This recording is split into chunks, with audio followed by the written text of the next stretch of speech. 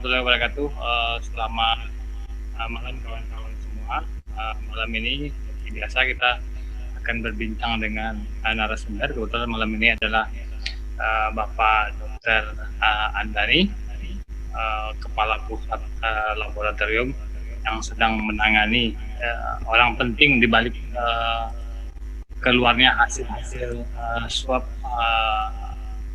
COVID di Sumatera Barat. Nah, kita mungkin akan berbincang, nanti akan dilanjutkan dengan diskusi dengan kawan-kawan. Nah, kesempatan pertama mungkin saat ini Pak Andani kan sedang berlangsung pool test. Mungkin kami perlu penjelasan pool test itu mungkin seperti apa, Pak Dani. Oke. Jadi sebenarnya tadi saya sudah bikin di rumah sakit, saya bikin video ya. Nanti akan saya share berkaitan dengan pool test itu. Jadi pool test itu sebenarnya adalah suatu metode laboratorium. Jadi teknik laboratorium. Tujuan pool test itu adalah untuk mencari orang yang terinfeksi dari populasi yang sangat kecil angka infeksinya.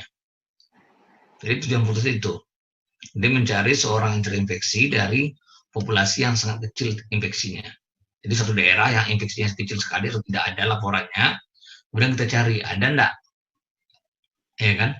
Ada enggak yang terinfeksi pada prode tersebut? Nah itu yang kita lakukan ya pada pool test. Nah tujuan daripada pool test itu adalah bagaimana kita mengidentifikasi orang yang terinfeksi tadi secara cepat, murah, dari suatu populasi yang besar. Saya contohkan begini. Kita ingin mengetahui ada enggak orang yang terinfeksi dari 1.000 orang penduduk. Kan pada cara yang paling gampang adalah 1.000-1.000-nya diperiksa. Tapi kalau ternyata yang positif itu cuma 1 orang, kan sayang sekali dengan regen, waktu, biaya, dan sebagainya untuk memeriksa 1 orang itu untuk dengan 1.000 orang memeriksa. Artinya, pemeriksaan yang kita lakukan terhadap 1.000 orang hanya untuk menemukan 1 orang. Itu kan sayang sekali. Maka dilakukanlah pool test. Pool test itu dengan menggabung-gabungkan spesimen sampel dari setiap orang yang 1.000 tadi. Misalnya kita pakai pola 5-5 tabung atau 2-2 tabung, kita pakai metode seperti itu, nah itu kita lakukan. Kalau itu metodenya 5 tabung, jadi dari 1.000 tadi, kita bagi 5. Masing-masing 5 menjadi 1 tabung. 5 menjadi 1 tabung, 5 berikut 1 tabung. Sehingga pada pool pertama, itu ada 20 tabung. Pool kedua, 20 bagi 5, 4 tabung. Pool ketiga, 2 tabung, pool keempat, 1 tabung. Nah, berarti dari pool, dari 1.000 tabung tadi, kita bagi-bagi, sehingga pada akhirnya, pada pool keempat, sudah ada hanya 1 tabung saja. Nah, pertanyaan berikutnya adalah, 1 tabungnya kita periksa. Kalau misalnya hasilnya negatif, kita mengatakan bahwa seluruh tabung yang lain pasti negatif. Kalau hasilnya positif, maka pasti ada di antara tabung itu positif. Nah, kalau itu positif, di pool 4 tadi, kita maju lagi ke pool 3. Pool 3 kan tadi dari 2 tabung. Nah, kita lihat lagi, di antara tabung itu yang 3A atau 3B yang positif. Kalau 3A positif, 3B negatif, maka kita simpulkan bahwa sampel nomor 501 sampai 1.000 itu semuanya negatif. Nah, kemudian kita lanjutkan ke atas lagi. Ya kan? Kita lanjutkan ke atas lagi, masuk yang posisi 8 tabung. Nah, posisi 8 tabung, yang mana yang positif? Ternyata yang positif itu adalah 8A. Kalau 8A positif, berarti sampel nomor nomor 1, ya kan? Tadi 4 tabung ya, tabung. Berarti 1 sampai 250 positif. 1 sampai 250 positif. Ya kan? Nah, kalau kita naik lagi ke atas, kita belum tahu nih siapa yang positif. Naik lagi ke atas pada posisi 20 tabung, pool 1. Pada posisi 20 tabung, kita bisa melihat ternyata sampel yang positif itu adalah pada pool A juga. Jadi pool 1A. Nah, pool 1A itu mewakili sampel nomor 1 sampai sampel nomor 5. Nah, kalau itu terjadi, maka yang kita lakukan apa? Kita periksalah 1, 2, 3, 4, 5 sampel tadi. Nah, dari sini kita bisa melihat bahwa pemeriksaan kita tidak banyak ternyata. Kita hanya melakukan sedikit pemeriksaan, tidak sampai 1000. Mungkin yang kita periksa hanya sekitar 20 sampel saja, tapi sudah bisa mendeteksi, menginventarisir di mana populasi yang positif. Jadi pool test itu sifatnya adalah bertujuan teknik laboratorium, bukan survei, bukan metode epidemiologi, bukan. Itu hanya teknik laboratorium untuk mempermudah kita mencari populasi yang terinfeksi. Hanya itu tujuannya. Jadi memudahkan kita mencari populasi yang terinfeksi. Tidak bisa kita gunakan sebagai dasar menilai berapa terinfeksi di populasi, itu tidak bisa sama sekali. Tidak bisa juga kita gunakan untuk mengetahui berapa prevalensi yang terinfeksi di daerah itu, tidak bisa. Karena dia semata-mata hanya berguna untuk mengukur, untuk mengidentifikasi dan mencari orang yang terinfeksi. Nah, itu aja. Oke. Ya. Nah, pool test itu di daerah mana saja, Pak? Jadi waktu itu kita coba melakukan pool test ini sebagai test case-nya, kita coba di daerah yang katakanlah laporannya sampai saat waktu itu ya, sampai laporannya itu adalah tidak ada kasus yang positif. Seperti Solo Selatan, 50 kota, Sijunjung, ya kan, kemudian di Agam, Payak, Sawalunto, Solo, ya, kemudian waktu itu rencana Bukit Tinggi. Tapi dalam kenyataannya tidak semua daerah yang memberikan sampelnya ke kita, tidak semua daerah memberikan sampelnya ke kita. Jadi pool test itu hanya bisa dilaksanakan pada beberapa daerah saja, seperti Solo Selatan, kemudian Sijunjung, kemudian Agam, Solo, dan sebagainya. Dan beberapa banyak daerah. Nah, ternyata dari hasilnya, Agam itu kita temukan ada kemungkinan ada kasus positif di situ. Sementara Solo Selatan pada waktu itu tidak kita temukan adanya kasus positif. Dari hasil pemeriksaan kita pada pool, itu kan belum tuntas semua waktu itu kan. Nah, ternyata Solo Selatan ada 3 sampel yang laporan terakhir kemarin yang positif. Nah, itu bukan kalau salah sampel itu waktu itu masuk dalam sampel pool, saya rasa kita pasti ketemu tuh. Hanya dengan 1 tabung kita langsung ketemu bahwa dia positif. Saya yakin saya tuh. Karena ternyata saya konfirmasi ke dokter spesialis di sana, tabung ini adalah tabung untuk pool test. Dan itu tertinggal oleh mereka gitu kan. Kenapa tertinggal? Karena ini pasien yang sangat ODP sekali yang ketemu nih, yang 3 ini pasien ODP dari kasus COVID positif di Solo. Jadi kasus COVID positif di Solo, di daerah apa tuh perbatasan antara Solo dengan Solo Selatan? Surian. Daerah Surian. Oke. Nah, jadi kasus daerah Surian artinya memang dari close kontak dengan orang Surian. Nah, kemudian ini juga terhubung dengan kasus Surian kan satu paket tuh. Nah, karena mereka bertetangga, berdekatan, artinya gini, berbeda kabupaten memang, tapi hubungan mereka baik, dekat. Sehingga ini menjadi ODP untuk kasus Surian. Nah, ya kan? Nah, itu yang terjadi. Dan ternyata pada waktu kita periksa kemarin, itu hasilnya ketiga-tiganya memang betul positif. Memang terkoneksi ke Surian. Ya. Tapi sayangnya tidak terbawa waktu itu. Kalau terbawa gue enak tuh pasti nampak hasil pool testnya. Dan pool test semua negatif semua. Oke.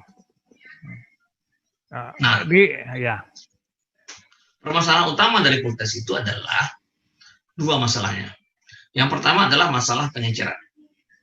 Nah, itu yang harus kita pahami tuh. Jadi diskusi-diskusi sudah sering sekali saya sampaikan. Masalah utama pada pool test adalah masalah pengenceran. Jadi pada tabung tunggal, individual tabung, angkanya sekian. Ya kan? Individual tabung angkanya sekian. Artinya konsentrasi virusnya katakanlah 25. Kemudian kita gabung dengan 5 tabung, konsentrasinya jadi turun. Jadi 20. Kita gabung lagi ke bawah, konsentrasi jadi turun jadi 10.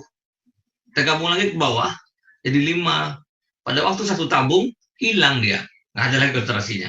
Pada waktu kita periksa hasilnya negatif. Nah ini hati-hati kita menentukan berapa pengenceran yang ideal untuk full test. Nah ini harus kita pahami bersama. Nah ini yang penting kita ketahui berapa pengenceran ideal. Nah, kita sudah melakukan itu di laboratorium. Kita ambil 32 sampel, satu kasus positif yang sudah kita identifikasi, 31 adalah kasus negatif yang belum kita identifikasi. Sudah kita tahu negatifnya. Gitu. 31 sudah tahu negatifnya, satu sudah tahu positifnya, kita gabung. Kemudian kita lakukan full test, kita lihat pada satu tabung terakhir. Ternyata satu tabung terakhir positif. Oh gitu. Nah, artinya dengan 1:32 dia positif. Nah, ini sudah kita lakukan di skala laboratorium. Nah, waktu kita sampai menggunakan pemeriksaan di full test, kita masih bisa rata-rata proporsi deteksi kita adalah 1:25 dan 1:16. Artinya itu masih dalam coverage daripada pretest kita di laboratorium. Jadi masih bisa kita percaya pakai ketepatan hasilnya. Jadi sekali lagi yang perlu saya sampaikan di sini ya, full test itu bukan untuk mengetahui berapa yang terinfeksi di daerah tersebut. Ya kan? Apakah daerah tersebut masih ada orang terinfeksi atau tidak? Karena yang kita periksa waktu itu kan cuma kelompok yang bersiko saja. Dan tujuan kita pada full test sekali lagi saya sampaikan hanya untuk mencari orang yang terinfeksi dari populasi yang besar yang sangat sedikit orang terinfeksi di situ. Kalau orang terinfeksinya banyak, kita akan capek sendiri full test. Ada gunanya. Misalnya kita lakukan full test Besaraya, buzzer itu. Kan banyak kasus positif ditemukan di situ. Nah ini adalah konsep-konsep ya daripada full test. Jadi full test itu adalah teknik laboratorium, bukan metode survei, bukan metode epidemiologi dan sebagainya. Oke? Oke, baik. Itu beberapa daerah kabupaten kota yang sempat nol kasus itu, Pak. Dari beberapa daerah itu hanya Solok Selatan atau ada daerah lain yang daerah lain ada, semuanya ada, semuanya kecuali Agam semuanya rata-rata negatif. Kecuali Agam. Tapi masalahnya kita nggak bisa simpulkan apa-apa karena sampelnya sedikit sekali. Okay. Karena jumlah NDM itu sedikit sekali, tidak sesuai dengan standar yang kita harapkan. Itu kenapa kira-kira, Pak? Nah itu sulit juga kita menjelaskan, mungkin kalau koordinasinya atau apa gitu kan. Kalau surat dari gubernur itu sudah sampai tuh pada semua laboratorium. Udah ada surat dari Pak Gubernur kan. Pada semua kabupaten kota itu sudah ada surat dari gubernur. Kita juga sudah ada suratnya bertahunnya. Tapi kita nggak tahu lah kenapa kabupaten kota itu ada yang tidak mengirim. Seperti 50 kota nggak kirim sama sekali dia kan. Ada lagi rencana full test setelah ini? Ya, ini saya bilang sama Kepala Dinas Kesehatan Kota Padang besok. Kalau misalnya Kota Padang ini selesai kita tracking di Pasaraya, kita targetkan 1.000 sampel di Pasaraya. Kita akan coba untuk melakukan full test di Kota Padang. Pada kondisi Kota Padang itu sudah sangat sedikit. Nah, full testnya kita kombinasikan dengan teknik epidemiologi, kita sampling, ya kan, kemudian kita gunakan full test untuk menganalisa datanya. Kapan mulai kira-kira itu, Pak? Saya rasa setelah saya bisa menyelesaikan tracing di Pasaraya. Tracing dulu ya. Nah, selesaikan dulu, kita habiskan dulu yang positif. Nah sekarang kan ada satu lagi di apa tuh di daerah mana ya, daerah Gadok, daerah itu jalan DPR. Ada satu lagi di situ tuh kasus yang di Bukit Tinggi. Oh gitu. Nah di situ kan ada lagi di situ banyak tuh. Nah sekarang kita keraskan di situ dulu, kita bereskan dulu di Pasaraya, bereskan pengambilan. Kalau itu sudah tuntas, ya kan, dengan jumlah sampel yang cukup banyak, nanti kita proses full testnya.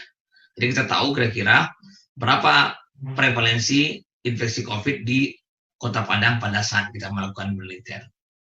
Pendekatannya untuk laboratoriumnya full test, tapi cara samplingnya, cara apanya sama seperti biasa dengan teknik sampling biasa. Nah, yang di Dadok ini yang kaitan dengan mana, Pak? Bukit Tinggi. Bukit Tinggi. Ada berapa banyak tracing di sini? Saya tidak tahu berapa tracingnya, tapi saya rasa cukup banyak di situ. Tadi saya diskusi dengan Ibu Kadis Kesehatan Kota Padang, Termul, cukup banyak kayaknya. Mungkin ada sekitar 60-70 orang. Di Jalan DPR? Jalan DPR, betul. Oh, Oke, baik. Terima kasih. Saya mau ke kawan-kawan dulu. Pak Zulnadi tadi mau menanyakan sesuatu. Mungkin Pak Zul, silakan dari Semangat News. Terima kasih. Assalamualaikum. Selamat malam Waalaikumsalam. Pak Andani. Ya, malam.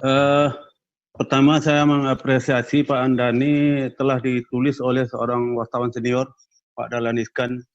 Saya terkejut dan sudah menggo internasional, dan itu memang kami pun di daerah agak terkejut juga kenapa kami nggak dapat membahas di awal gitu.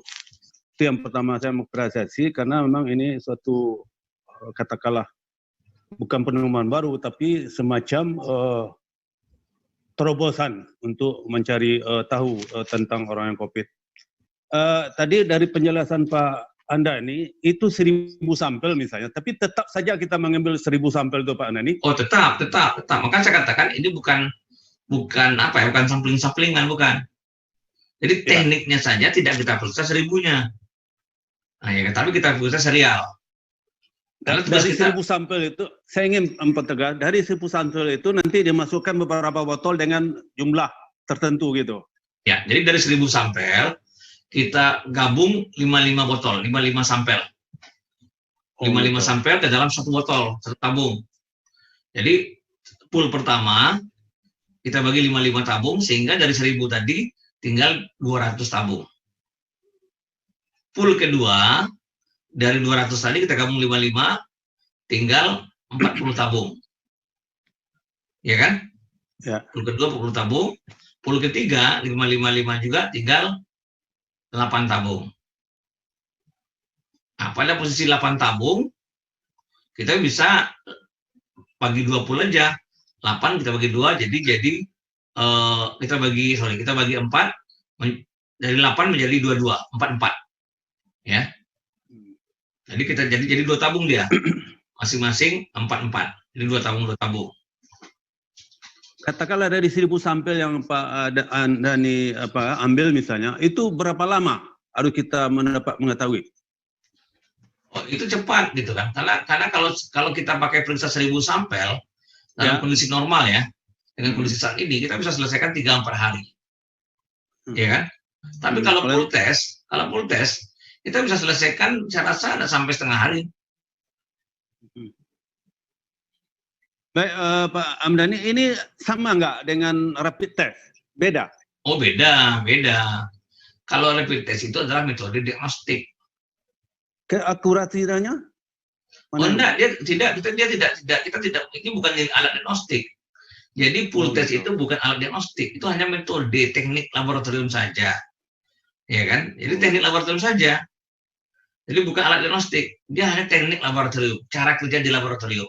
Dengan menggabung-gabungkan, artinya gini, kan kalau kita cuma mencari 1 atau 2 orang dari 1000 orang, kan sayang kita periksa semuanya satu persatu. Makanya kita bagi-bagi tadi. Nah, ya kan? Jadi satu teknik laboratorium, itu betul hanya teknik laboratorium untuk yang efektif, efisien, dan cepat, dan murah untuk mengetahui pada botol manakah yang masih positif. Nah, tujuannya itu. Ya kan? Beda tuh. Oke. Terakhir Pak Andani, itu dari sejak dibukanya labor UNAN, itu sudah berapa ribu sampel yang diuji di sana, Pak? Kalau dari data kita yang terakhir, mungkin saya bisa lihat datanya ya. Saya lihat ya. Data terakhir kita, saya rasa, nih. Ini kan sekitar 6.115. Ya kan? Itu kan sekitar hari Selasa kemarin. Kalau saat ini kita sudah sampai mungkin sekitar 7.000-an sekarang. 7.000 sampel, ya angka positifnya kan bukan 22 lagi, tapi sudah 238 kan? Ya. Angka positifnya. Ini sekitar itulah. Baik Pak John, makasih untuk sementara. Makasih Pak Andani. Oke, sip. Ya.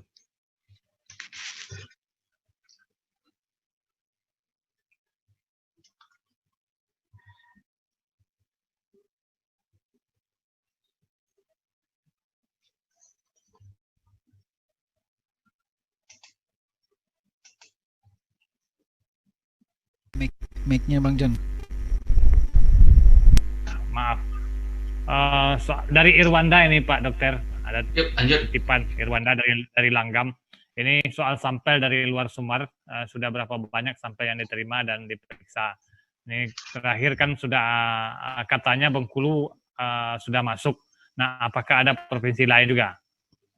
Ya, yang jelas kita terima aja sekarang. Artinya prinsip kita adalah bagaimana kita membantu tetangga kita. Oke. Apalagi kalau misalnya besok mesin kita datang yang kapasitasnya besar, tentu harapan kita adalah kita bisa kita bisa melaksanakan pemeriksaan di situ. Itu harapan kita. Artinya kita bisa membantu provinsi-provinsi yang pemeriksaannya belum lengkap. Saya rasa itu wajar aja, bagian dari proses. Karena tujuan kita kan tidak dikotomi antara Sumatera Barat dan luar Sumatera Barat. Siapapun provinsi yang butuh pertolongan kita akan kita bantu. Prinsipnya hanya seperti itu. Saat ini saya rasa dari Muko-Muko, dari Rumah Sakit Pusat Bengkulu itu sudah kita bantu. Dari Muko-Muko, dari Bengkulu ya? Ya. Oke, itu sudah ada angkanya berapa banyak sampel yang masuk Pak? Saya tidak ingat terlalu pasti ya. Kalau dari Muko-Muko itu kalau saya tidak salah sekitar 6 sampai 7 sampel. Dari Bengkulu juga jumlahnya hampir sama sekitar itu juga. Pak, kalau sampel ini ada pengaruh harus ditangani dengan serius, artinya harus diantarkan dengan mobil khusus atau bagaimana Pak? Ya, saya bilang sama mereka, karena pengalaman kita waktu menerima sampel pertama, itu baru sampai ke kita setelah seminggu. Dari Bengkulu ke Pacak nanti seminggu. Karena diantarkan pakai kargo kan. Ya. Cuman akhirnya saya bilang, kalau bisa kumpulkan sampel itu agak banyak, saya agak 50 sampel, ya kan? Antarkan langsung dengan ambulan.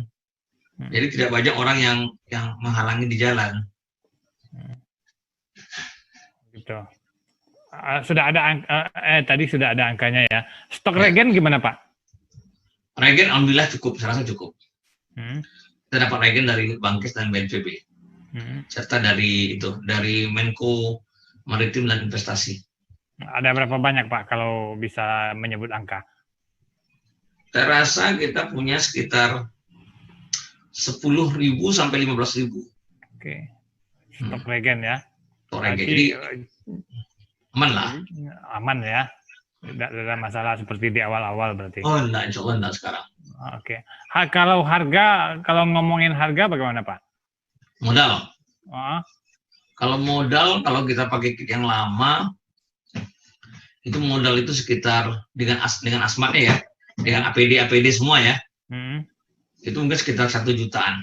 1 jutaan. Ya, per sampel. Per sampel itu berarti ya. Oke. Kita ke Maknai, Nasrul Azwar dari sumber1.com. Silakan Maknai. Maknai. Oke, siap. Selamat malam Pak Andani. Yap. Saya cuma mau semacam klarifikasi atau untuk pengecekan statement ini Pak. Saya membaca di media sosial bahwa cuma daerah yang sampelnya hasil pool test ini 0 itu PSBB-nya dilonggarkan gitu. Apakah statement ini dari pihak medis atau dari pihak yang berkompeten di gugus tugas itu, Pak? Karena saya pikir ada kebanggaan. Halo? Ya, lanjut. Halo, Pak. Ada kebanggaan semacam kegirangan lah kepala-kepala daerah, bupati atau bupati-bupati di 5 daerah tadi yang kiranya 0 positif, sehingga mereka berkeinginan untuk melonggarkan PSBB ini sendiri. Saya pikir kalau ini dilakukan itu sangat riskan gitu, sangat apa. Tapi ada yang menyarankan dilonggarkan gitu. Ya. Misalnya salat Jumat dipersilakan, tarawih dipersilakan. Bagaimana itu Pak? Jadi gini ya. Jadi sebenarnya gini, idealnya memang jadi gini, masalah kita kan kalau kita meriksa sampel sampai 10.000, 15.000 itu kan sangat sulit. Ya kan meriksanya. Nah, salah satu teknik laboratorium, saya katakan teknik laboratorium ya, yang paling mungkin untuk memeriksa sampel sebanyak itu ya dengan cara pool test. Ya kan? Pool test.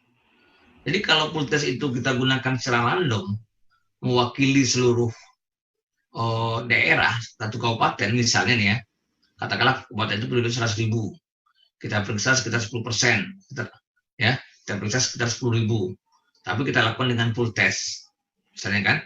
Kalau pool test itu kalau 10.000 itu kita bisa hanya memeriksa awalnya itu hanya sekitar 1.000 sampel saja. Ya, kita hanya bisa sekitar 1.000 sampel saja. Nah, kalau itu kita lakukan, kita bisa memprediksi. Ini kalau dikombinasikan ya, pool test dikombinasikan dengan teknik-teknik risetnya, teknik-teknik riset epidemiologi pada komunitas. Kalau itu kita kombinasikan, maka kita akan bisa memperkirakan berapa tingkat infeksi pada daerah tersebut. Asal kita lakukan dengan metode sampling yang betul. Nah, itu yang pertama untuk catat dulu. Kalau itu ternyata hasilnya kita temukan angka infeksi kita kecil sekali, kita bisa melonggarkan. Ya kan, kita bisa longgarkan. Nah, itu harapan kita sebenarnya. Jadi pada akhirnya nanti ya, pada waktu kita akan mulai melonggarkan, kita akan melakukan pool test untuk itu. Tapi kalau kita kemarin, kita hanya berbasis kepada high risk. Jadi kelompok-kelompok yang memiliki risiko untuk terinfeksi. Misalnya orang punya riwayat kontak, orang yang baru datang, ya kan? Kontak dengan tanpa gejala, kontak dengan gejala ringan, baru datang.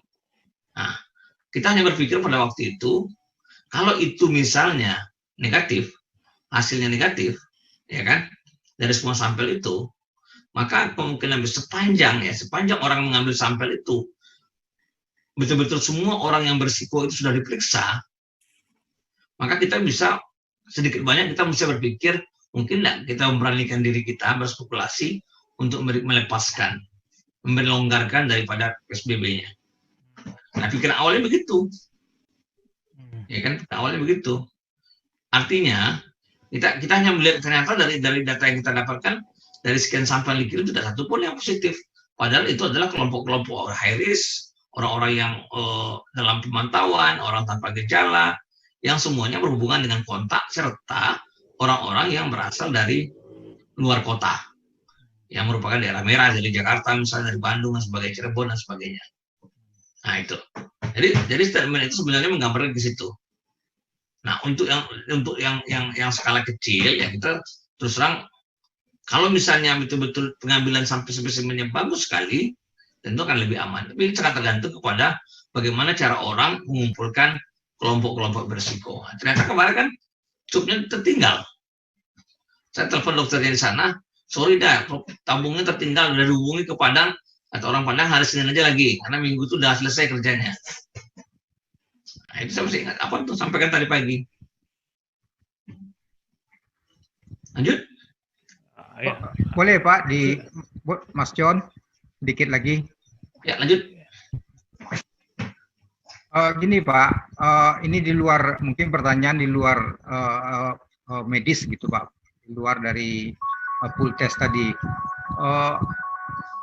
Seandainya dilonggarkan karena Sumbar ini daerahnya semua terhubung, apakah tidak justru akan membuka kembali gelombang-gelombang berikutnya untuk penularan wabah ini itu sendiri Pak? Karena tidak mungkinlah 50 kota itu zero ditutup habis untuk orang tidak bisa masuk dari Payakumbuh. Jadi justru saya menganggap sebaliknya Pak, kalau justru 0 positif di situ justru diperkuat PSBB-nya gitu, bukan dilonggarkan gitu, malah sebaliknya menurut saya. Terima kasih Mas Yon. Jadi gini, cara berpikirnya begini.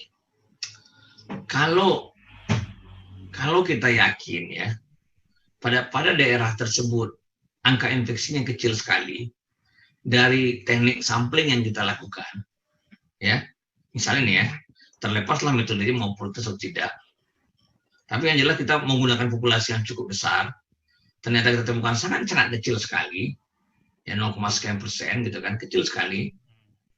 Nah begitu orang itu bisa kita tangkap, kita sudah bisa melakukan apa? Sudah bisa untuk memberikan kelonggaran kepada unit tersebut. Prinsipnya begini, Terus terang saya katakan, PSBB itu kan sangat berisiko terhadap ekonomi masyarakat. Sangat besar risikonya. Karena orang yang biasa berjualan tidak bisa berjualan, orang yang biasanya berdagang tidak bisa berdagang, yang biasanya buka kedai nasi sudah sulit untuk buka kedai nasi. Nah, ini kan masalah-masalah yang harus kita pikirkan. Orang yang harusnya Jumat tidak bisa Jumat, tarawih tidak bisa tarawih.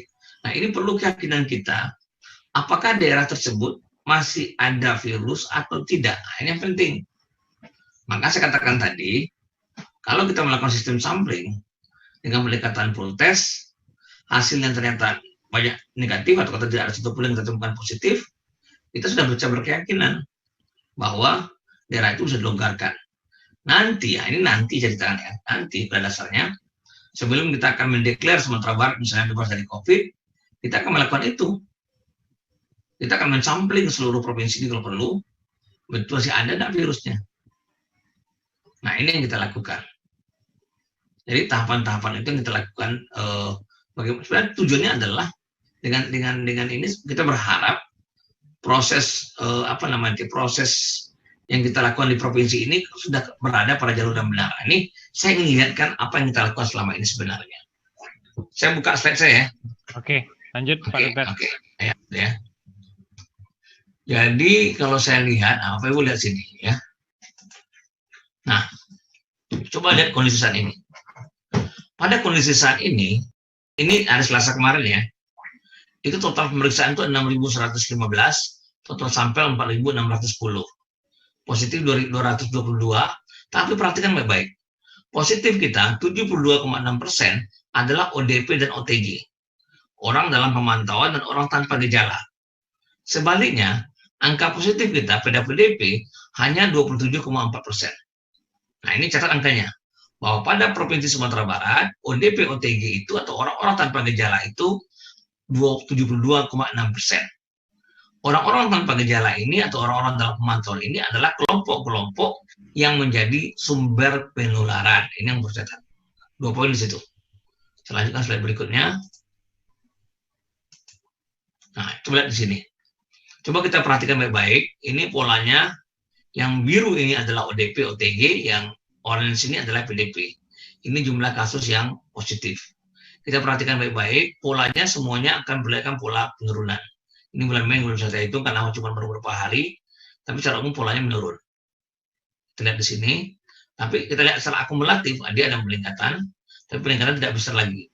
Dari 48 ke 97, 97 ke 144, 144 ke 161 kan beda.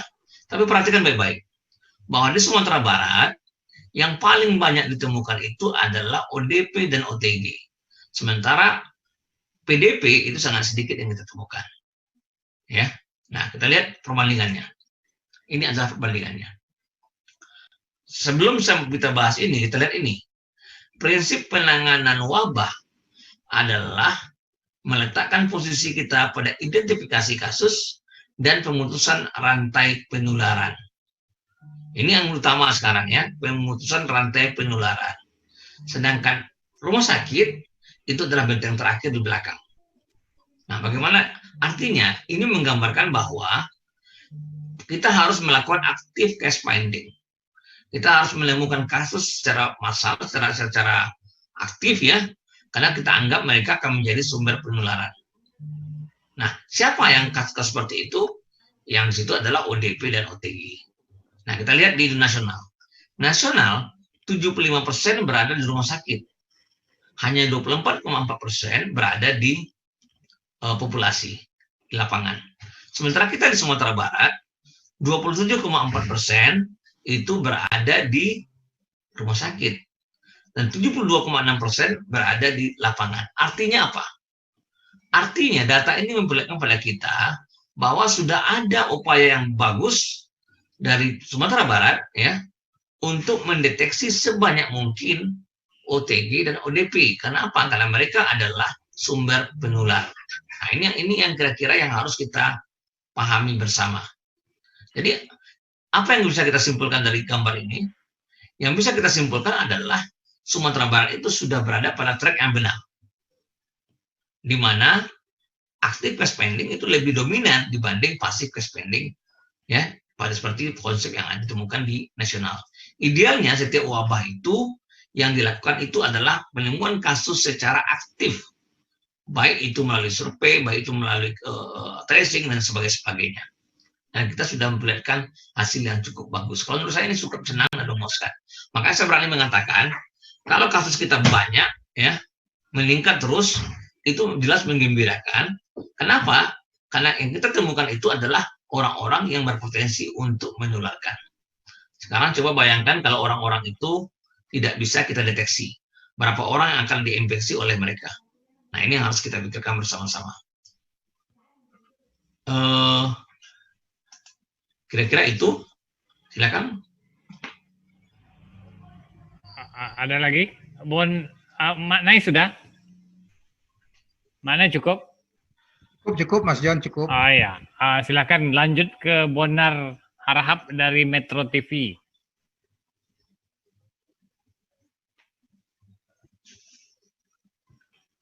Bonar Harahap, silakan dinyalakan dulu ininya, mikrofonnya. Mati itu. Iya, iya. Oke, lanjut. Assalamualaikum Pak Andani. Jangan terlalu dekat. Oh ya. Oh ya. Pak, saya hanya 2 pertanyaan Pak.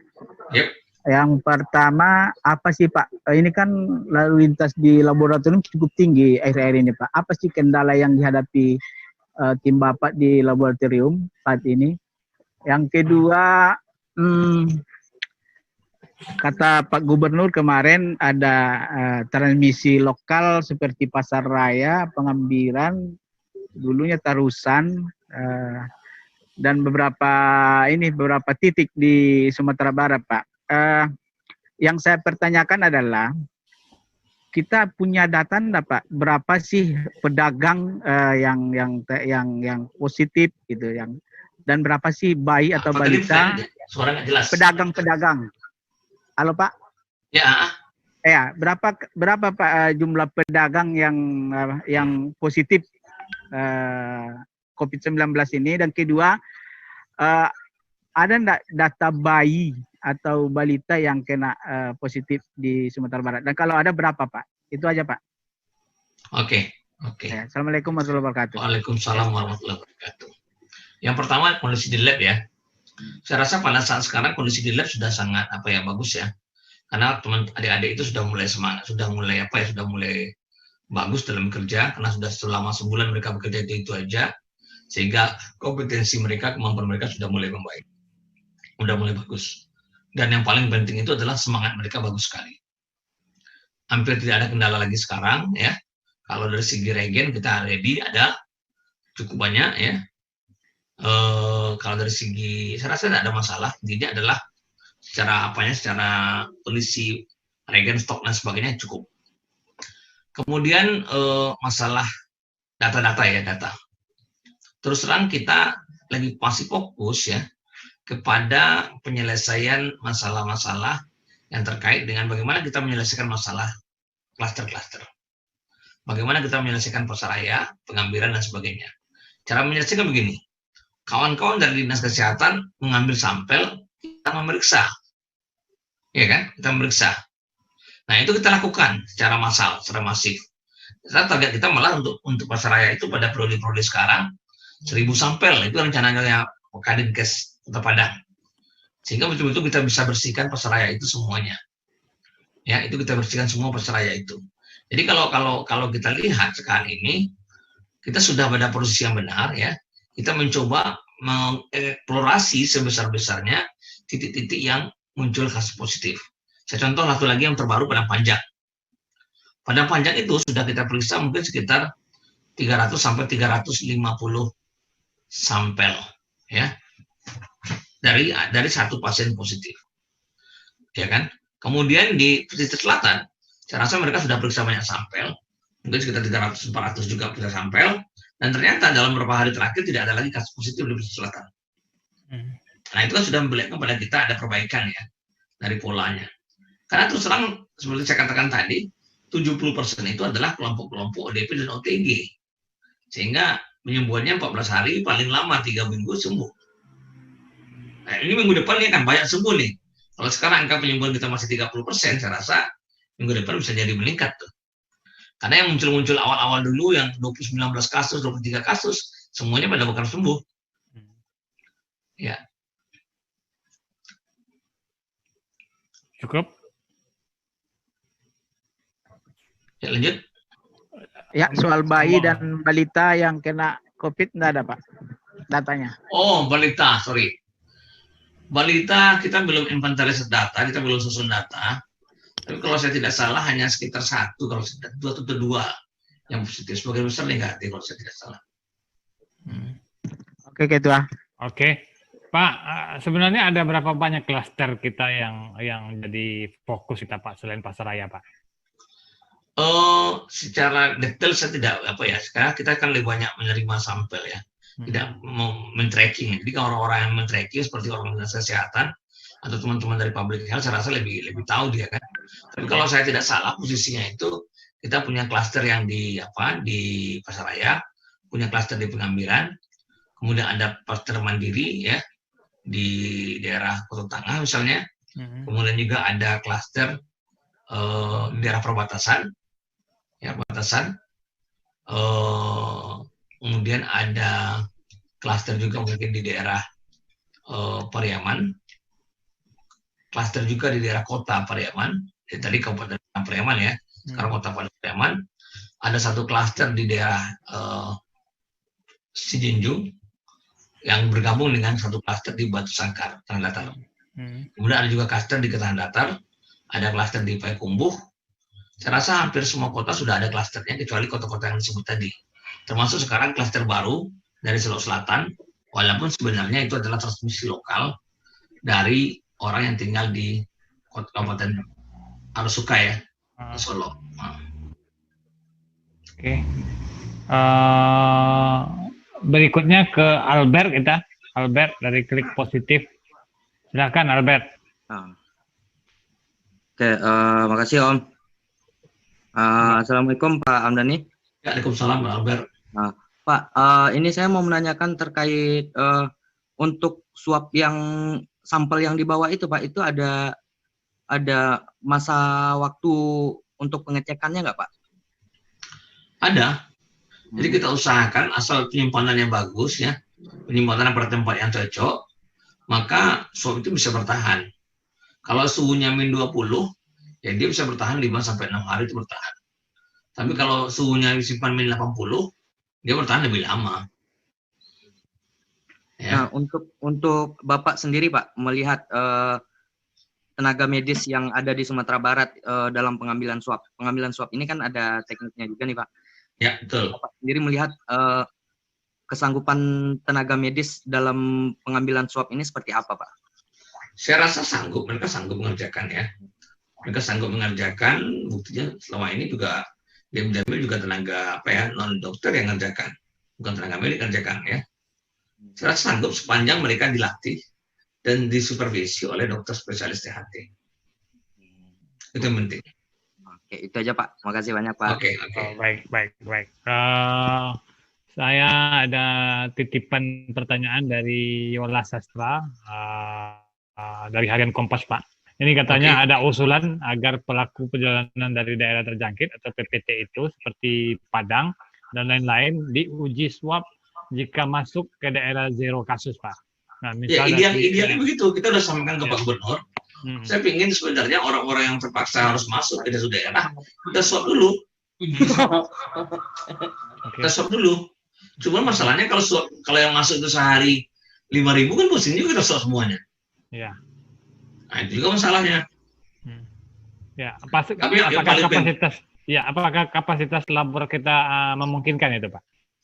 Kalau misalnya alat kita cukup lengkap, ya kan kita bisa periksa sampai 1.000 sampel per hari maksimal.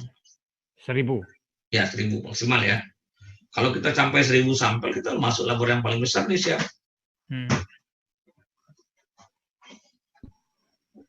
Ya. Halo. Ya, lanjut. Oh ya. Dari Rifai Anas ini sepertinya Pak Dokter sudah larut malam. Apakah ada pertanyaannya adalah apakah ada skala prioritas bagi tim labor UNAN dalam melakukan pemeriksaan sampel yang masuk? Oh, Sebab ada sebagian kasus yang hasilnya keluar dalam 5 hari. Ada juga yang diambil pagi, malam harinya sudah keluar, Pak. Ada. Itu gimana, Pak? Ya. Ada. Jadi ada kasus prioritas, yaitu sampel-sampel yang PDP, sampel-sampel yang PDP, sampel-sampel yang orang yang meninggal, sampel-sampel yang follow up pengobatan yang COVID ya, itu kita dahulukan.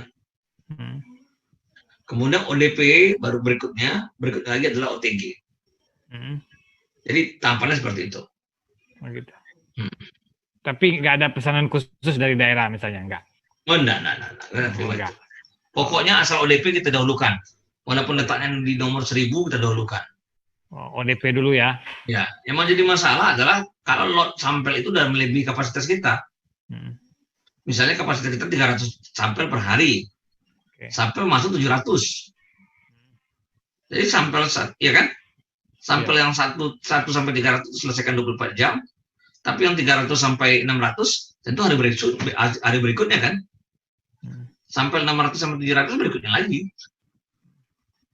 Karena kapasitas kita sebenarnya rata-rata itu adalah sekitar 360 sampel pada saat ini ya. Tapi itu bisa kita tingkatkan menjadi 480 sampel. Tergantung shift yang bekerja. Atau bahkan bisa jadi 560. Sekarang ada berapa orang petugas kita di labor, Pak? 45 orang, Pak. Satu orang itu bisa mengerjakan berapa banyak sampel dalam sehari? Biasanya mereka berpasangan ya. Jadi satu pasang itu bisa mengerjakan sampai 120 sampel. 20 Ya. 20 sampel dikerjakan dalam berapa jam, Pak? Itu sekitar 4 jam 5 jam. 4 jam 5 jam ya. Jadi sehari itu kita bisa bikin shift 3 sampai 4 shift. Oke. Berarti kerja labor 24 jam, Pak?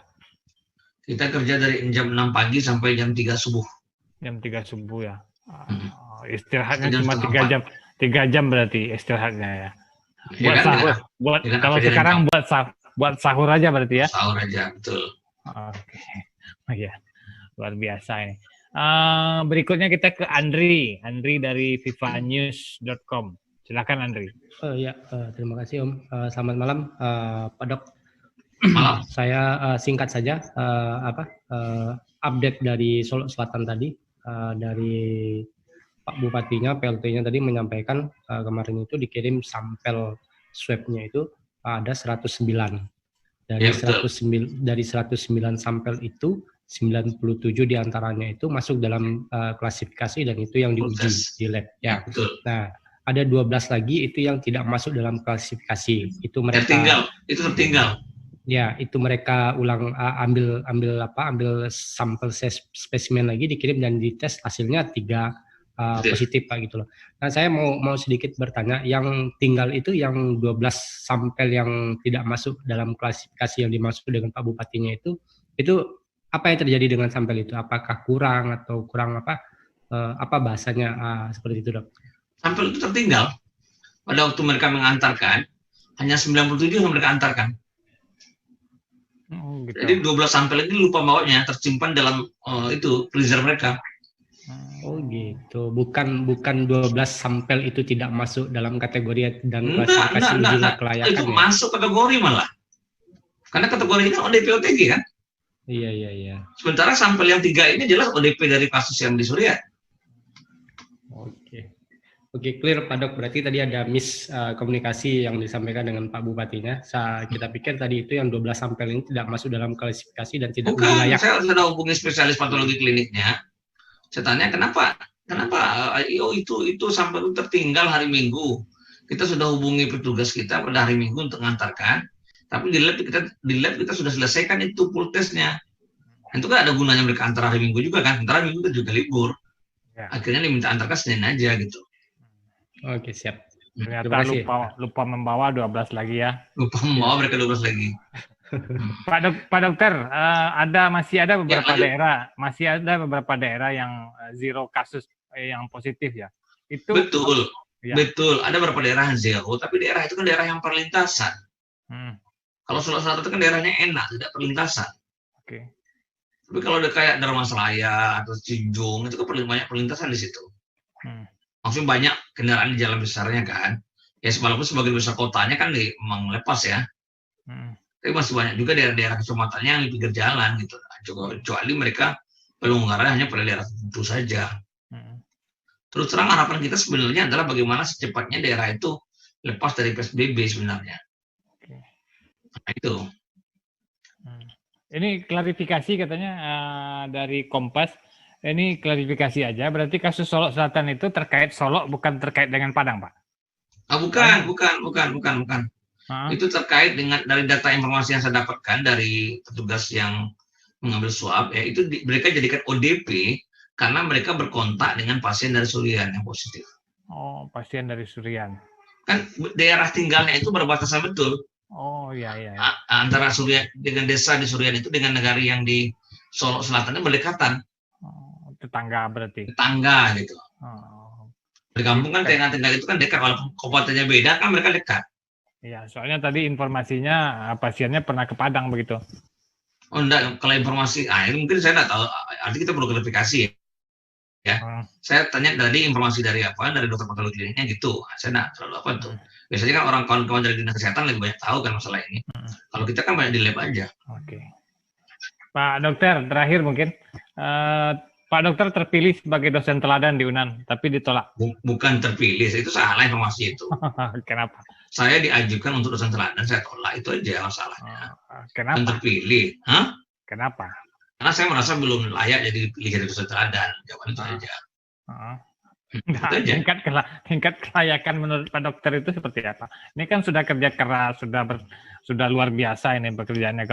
Kalau nggak ada labor UNAN mungkin apa yang COVID-19 di Sumatera Barat ini tidak akan bisa terbongkar sebanyak ini mungkin. Kita harus menunggu Bapelkes berapa lama. Itu ceritanya kan 2 tahun lalu. Bukan sekarang. Oh gitu. Artinya saya merasa, jadi kita harus punya prinsip ya. Kalau mau kita belum layak, kita katakan belum layak. Itu aja jawabannya. Gitu. Ya kan? Jadi tidak ada masalah. Pak John, kapan kira-kira? Kapan kira-kira layaknya nih? Ya artinya saya berpikir gini, jadi kita berpikir gini ya. Saya merasa kita akan layak itu kalau kan saya gini ya. Saya selalu berpikir itu ke standar saya. Jadi kalau saya merasa rasanya saya cukup layak ya saya terima, kalau enggak ya terima. Jadi kita tidak penting, penghargaan itu tidak penting. Yang penting itu apa yang bisa kita berikan itu yang penting. Ya kan?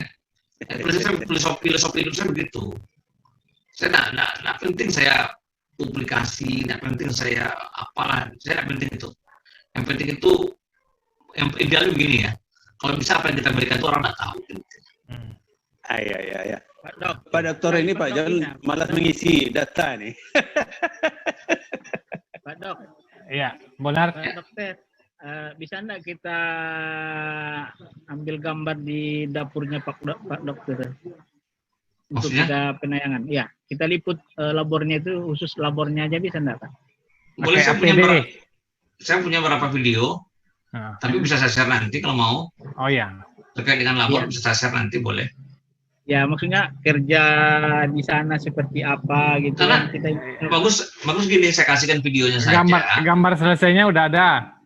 Saya kasihkan videonya aja, karena kalau masuk ke labor itu kan tidak bisa, kita harus pakai APD level 3. Dari kaca maksudnya Pak? Dari kaca bisa Pak?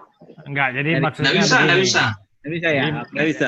Jadi maksud yang paling pelangnya aja, benar. Oh, pelang aja bisa. Karena masuk ke lab itu pintunya berlapis. Oke. Ya. Teman ini minta APD nih Pak Dokter. Kalau mau pakai APD boleh. Boleh. Bukan APD. Jadi kalau Mas Bonar mau gambar suasana di labor, Pak Andani sudah menyiapkan beberapa video. Ada videonya ada. Nanti saya bagi. Nanti tinggal di ini ya. Mungkin itu kawan-kawan ya. Ada lagi? Oke, makasih. Satu terakhir Mas John. Iya. Jangan banyak-banyak. Pak Dokter udah mengantuk. Cuma ini aja Pak Dokter. Saya mencoba untuk memprediksi. Pak Dokter bisa nggak memprediksi kapan puncak COVID-19 ini di Sumatera Barat? Kira-kira kapan gitu? Saya masih menanjak statistiknya. Jadi gini ya. Setelah itu kapan melandainya Pak? Jadi gini, saya tanya gini. Sepakat nggak kita semua bahwa peningkatan jumlah kasus yang terjadi di Sumatera Barat itu sebenarnya bagus? Itu dulu. Sepakat nggak kita dulu? Bahwa ini naik sekarang ini bagus. Ya, peningkatan kasus kita di Sumatera Barat itu menggembirakan atau menyedihkan, mengkhawatirkan? Menggembirakan sehingga terdeteksi di mana titik-titik itu, Pak. Lebih bagus muncul sekarang. Iya. Nah, ini perlu kita dudukkan dulu, Pak. Ini menentukan sekali bagaimana kita memprediksi. Ya kan? Bagaimana kita memprediksi. Artinya kalau saya lihat kan, Pak ya, seperti dari grafik tadi, di Sumatera Barat itu yang terbanyak itu adalah orang-orang tanpa gejala, Pak, yang positif COVID. Sementara di tingkat nasional, di pusat, yang banyak ditemukan positif COVID itu adalah orang-orang yang PDP. dirawat, PDP, yang dirawat di rumah sakit. Artinya apa? Kita di Sumatera Barat banyak menemukan orang-orang yang menjadi sumber penularan. Semakin banyak kita temukan orang yang menjadi sumber penularan, berarti kan akan baik kan? Ya kan, sebagai bagian dari proses untuk memutus rantai penularan. Jadi, karena konsep prinsip pertama dalam pencegahan pandemi ini adalah memutus rantai penularan. Menemukan sebanyak-banyaknya orang yang berpotensi sebagai penular. Itu prinsipnya, Pak, penanganannya. Bukan mengobati di rumah sakit, bukan itu. Ya kan? Kalau kita obati di rumah sakit, deteksi rumah sakit, tapi yang penular itu kita biarkan, ini akan berkembang menggurita, Pak. Akan penuh semua nanti. Nah, kapan puncak itu terjadi? Puncak itu terjadi, Pak, pada waktu sekitar 40 atau 50% populasi itu sudah terinfeksi. Ya kan? Nah, kalau bisa kita mengontrol sumber-sumber penularan ini, maka puncak itu akan melambat, Pak. Puncak itu akan makin lambat turunnya, tidak drastis, dan tidak tinggi. Ya kan, tidak tinggi, Pak. Kalau kita makin cepat dalam mendeteksi, saya rasa puncak itu tidak muncul malah. Puncak itu tidak muncul. Kalau satu hari itu saya bisa periksa 1.000 orang, 1.000, berarti dalam satu bulan itu saya sudah periksa 30.000 orang, wah, itu saya rasa kemungkinan puncak itu muncul kecil sekali tuh. Ditambah dengan diakumulasi dengan PSBB, deteksinya kencang, tracingnya kencang, saya rasa bukan puncak di bulan Juni kita pikirkan, Pak. Bagaimana kita mendeklar kita bebas COVID bulan Juni. Nah, itu kita pikirkan, Pak, malah. Yang paling tidak kita bisa Idul Adha, Pak. Kalau ini kan ngeri sedap kita. Nah, kalau kita bisa lolos itu, Pak, wah, luar biasa, Pak. Makanya saya sepakat tadi, PPT, orang-orang yang baru datang itu harus dikarantina. Harus diperiksa dengan swab. Kalau dia negatif, silahkan pulang ke rumah. Kalau dia positif, dia dirawat. Ya kan? Di Bapelkes, di Diklat, mana serah. Dengan cara, karena gini, sumber-sumber penularan baru yang kita temukan itu semuanya impor. Kasus di Padang yang di daerah DPR, itu anaknya baru pulang dari Jawa. Ya kan? Beberapa kasus dari Jakarta, beberapa kasus dari Malaysia dan sebagainya. Nah, kita bisa lihat itu kan? Nah, ini fenomena yang bisa kita perhatikan bersama-sama bahwa semua kasus itu umumnya berasal dari pendatang yang kemudian menyebar. Nah, menyebarnya saya lihat tidak terasa menyebarnya. Sampai pada satu titik 40-50% orang terinfeksi, maka dia akan meledak. Nah, kalau meledak, Pak, kita tidak siap. Kita tidak siap, Pak. Amerika aja yang kasusnya meledak, bisa 2.500 sampai 3.000 meninggal per hari. Nah, coba sekarang kita bicara aja lah, berapa kira-kira meledak kalau terjadi ledakan itu di Sumatera Barat? Kira-kira berapa yang meninggal per hari? Saya rasa bisa aja 5.000 meninggal per hari atau 10.000 per hari. Kalau berlangsung selama seminggu, 70.000, Pak, per hari. Nah, kan berat jadi begitu. Maaf, Pak Dokter. Yap. Pak Dokter, Ya, yang lanjut. barusan ini bisa dikutip, Pak Dokter, Apa? yang meledak bisa dikutip yang 5.000 sampai 10.000 Kecemasan, Ya, kecemasan arti, meledak. artinya begini. itu Ya, bisa di, ya, ini yang harus kita dengar baik-baik. Kita perhatikan ya. Jadi gini, saya sampaikan begini. Kita bandingkan sekarang kasus ledakan COVID ini di Amerika Serikat atau di Eropa. Itu angka kematiannya itu mencapai 2.500 sampai 3.000 per hari. Ingat ya, catat ya, 2.500 sampai 3.000 per hari. Kalau pada puncaknya. Sekarang udah mulai menurun kan. Nah ini coba kita bandingkan. Amerika itu punya fasilitas yang bagus, SDM yang bagus, anggaran yang bagus. Sementara kita tidak punya apa-apa, SDM kita kurang lengkap, kurang kompeten dibanding Amerika. Alat kita apalagi minta ampun jauh tinggal dibanding Amerika. Dana kita juga terbatas. Kira-kira dengan kondisi seperti itu berapa kira-kira angka kematian kita? Amerika lengkap, full lengkap, semua fasilitasnya lengkap. Angka kematiannya 2.500. Gimana? Lebih parah kita, Pak. Lebih parah kita kan, pasti lebih parah kita kan? Ya. Nah, parahnya berapa? Apakah 5.000, 10.000, 15.000? Saya rasa cuma Tuhan yang tahu memprediksi itu. Tapi paling tidak angka kita akan jauh lebih besar dari itu. Kita sepakat kan itu? Nah, itu maksud saya. Nah, oleh sebab itu, karena kita tidak siap di situ, maka di fase awal ini kita selesaikanlah pemutusan rantai penularan itu. Itu yang paling penting dahulu kita kerjakan. Bagaimana kita memutus rantai penularan? Kalau ini gagal, pemutusan rantai penularan ini gagal, maka kita akan masuk ke fase ledakan atau fase eksponensialnya, yang tentunya tinggal rumah sakit yang bekerja keras untuk mengantisipasinya. Nah, dengan sarana yang terbatas, orang yang terbatas, dan yang terbatas, obat yang terbatas, saya rasa kita tidak akan siap menghadapi itu. Ini yang perlu kita waspadai. Makanya saya minta sekali dukungan semua pihak ya, maksudnya bukan hanya kita saja yang care dengan masalah ini, semua masyarakat juga harus care dengan masalah ini, harus perhatian dengan masalah ini. Karena ini menyangkut mereka banyak. Ini menyangkut kita semua. Jadi kalau pemerintah melakukan PSBB ya patuhlah selama 14 hari itu tutup PSBB. Nah ini yang kira-kira yang menjadi perhatian kita, bagaimana kita mencegah terjadinya ledakan itu, bagaimana kita mencegah terjadinya puncak itu. Salah satu langkahnya adalah identifikasi dini secara massal, secara aktif. Itu yang penting.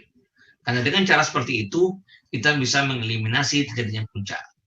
Kalau saya katakan gini, kalau bisalah kita memeriksa 5 juta penduduk ini dalam 1 hari, misalnya ya, atau dalam 3 hari bisa kita periksa, misalnya kita temukan, katakanlah 150.000 orang terinfeksi, 50.000 orang itu kita isolasi semuanya. Ya kan? Kita isolasi semuanya. Setelah 15 hari mereka sembuh, kita langsung mendeklar kita selesai, tidak ada COVID lagi. Kita bisa bilang gitu. Ya, kan nggak mungkin kita bisa memeriksa 5,5 juta orang, nggak mungkin. Amerikanya nggak sanggup misalnya. Tapi paling tidak, ya kan, paling tidak upaya yang kita lakukan ini adalah memeriksa sebanyak-banyaknya orang dengan PCR, terutama kelompok-kelompok yang berisiko menjadi sumber penularan, ya kan, ODP, OTG, dan PPT. Nah ini yang harus kita lakukan. Oke, paham kira-kira maksudnya ya? Ya. Artinya berapa banyak angkanya ya, terserah mau bilang berapa terserah. 5.000, 10.000 ya terserah. Tapi nanti maksudnya gini, kalau kita nggak hati-hati dalam menyampaikannya, tidak mengalasnya, pikiran orang seolah betul 5.000. Padahal nanti belum tentu 5.000, mungkin lebih dari itu. Iya. Bisa jadi kita lebih. memprediksi. Bisa. Ya bisa jadi lebih dari 5.000 kan? Iya betul. Jadi intinya kita tidak siap. Intinya kalau terjadi ledakan kita tidak siap.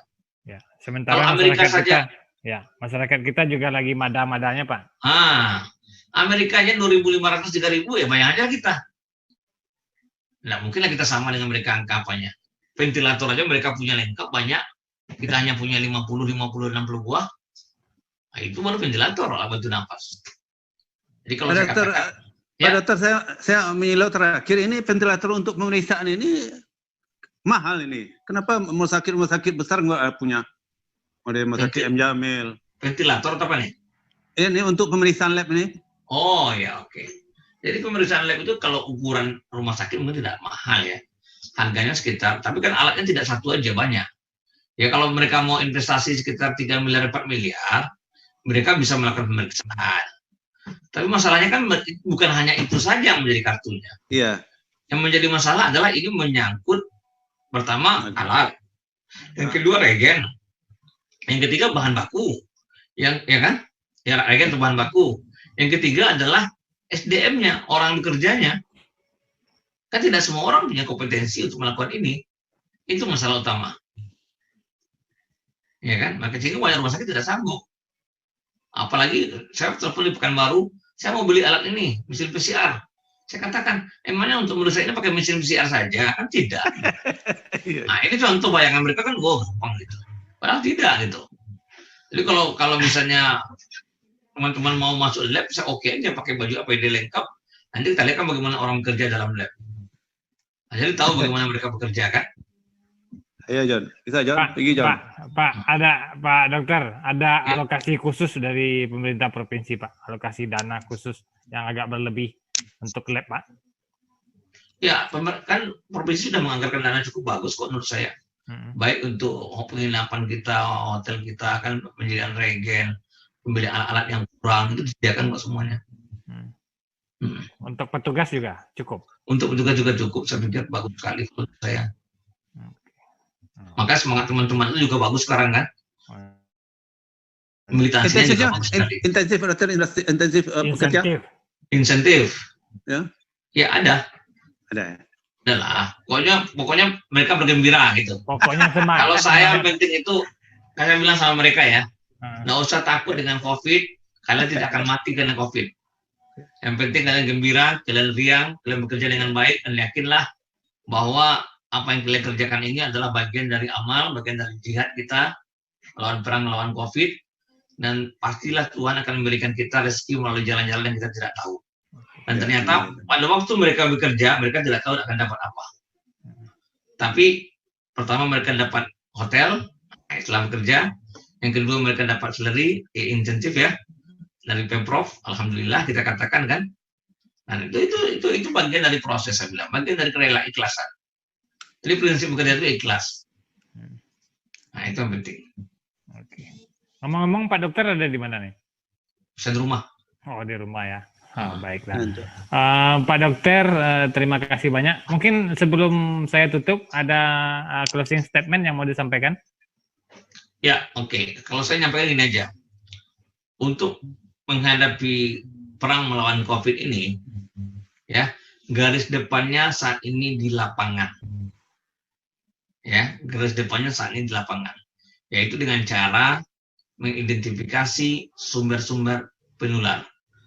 Ya, memutuskan rantai penularan. Kalau ini gagal, maka benteng terakhir kita adalah rumah sakit. Pertanyaannya adalah apakah rumah sakit kita kuat? Apakah rumah sakit kita siap untuk menghadapi itu? Ya kan? Kita punya banyak keterbatasan, oleh sebab itu menangkanlah pertempuran di depan. Kalau itu kita menangkan, maka COVID ini bisa kita atasi. Kalau kita gagal, maka rumah sakit sebagai benteng terakhir tidak akan kuat, maka korban akan banyak berjatuhan. Itu yang harus kita pahami. Itu tugas kita. Mudah-mudahan tidak semakin banyak kita yang menjadi korban ya. Gitu. Harapannya gitu. Oke, baik dah. Sudah larut malam sepertinya. Pak Dokter harus beristirahat. Terima kasih banyak Pak Dokter Andani Eka Putra, Kepala Pusat Diagnostik dan Riset Penyakit Infeksi Fakultas Kedokteran Universitas Andalas, yang sudah bergabung bersama kami malam ini. Terima kasih juga buat kawan-kawan yang sudah bersama mendengarkan paparan dari Pak Dokter. Mudah-mudahan kita senantiasa sehat. Doa kami selalu menyertai Pak Dokter dan tim dalam menjalankan tugas sehari-hari. Doakan juga mungkin kami sehat untuk menyampaikan informasi terbaik kepada masyarakat. Sekali lagi terima kasih. Saya tutup pertemuan ini. Billahi taufiq wal hidayah. Assalamualaikum warahmatullahi wabarakatuh. Waalaikumsalam warahmatullahi wabarakatuh.